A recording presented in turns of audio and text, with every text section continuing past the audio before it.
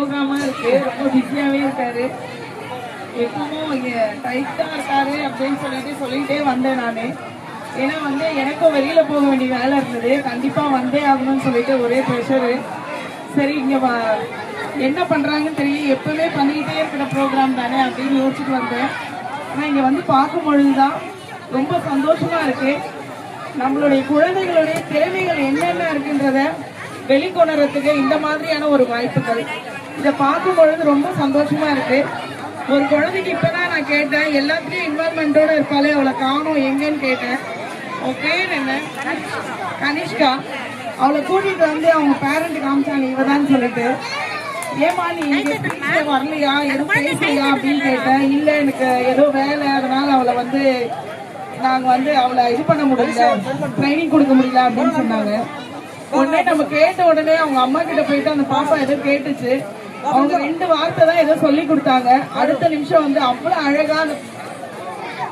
அழகா அப்துல் கலாம் பத்தி பேசினா பார்க்கும் பொழுதே ரொம்ப சந்தோஷமா இருக்கு. இந்த மாதிரி குழந்தைகளை இந்த மாதிரி தான் நம்ம டெவலப் பண்ணி கொண்டு வரணும். ஒரு விஷயங்களையும் ஒரு குட்டி பையன் ஃபர்ஸ்ட் ஸ்டாண்டர்ட் படிக்கிறான். பேசிட்டு இருக்கும் போது நான் சும்மா மெசேஜ் என்ன வந்திருக்குன்னு பாத்துட்டு இருந்தேன். அவனுடைய பேச்சு திறமை அதையும் மீறி அவனை பாக்குற மாதிரி இருந்தது. அப்பெல்லாம் அழகா பேசிட்டு இருந்தான். அவனுக்கு எந்த ஸ்கூல் படிக்கிறேன்னா கூட அவன் ஸ்கூல் தான் சொல்ல தெரிஞ்சது. ஆனா அவன் எந்த இடத்துல படிக்கிறான்னு கூட சொல்ல தெரியல. அந்த அளவுக்கு மழலையா இருக்காங்க.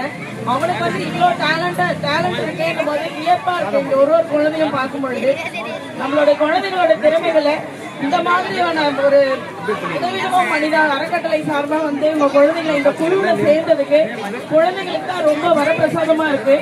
ஏன்னா இங்க இருக்கக்கூடிய எல்லாருக்குமே எல்லா விஷயங்களும் அவங்களுக்கு சும்மா இந்த வேலையாவே இருக்க முடியாது.